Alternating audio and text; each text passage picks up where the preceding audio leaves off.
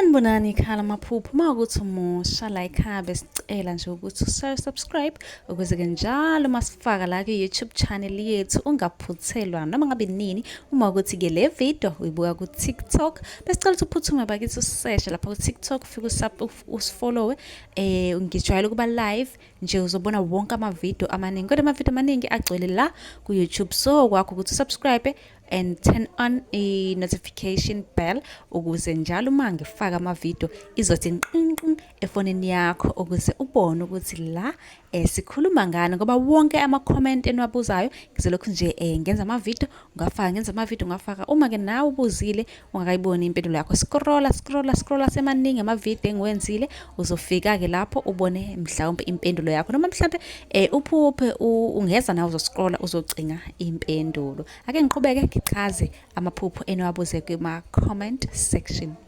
Ake sikhulume ngamaphupho abika isichitho.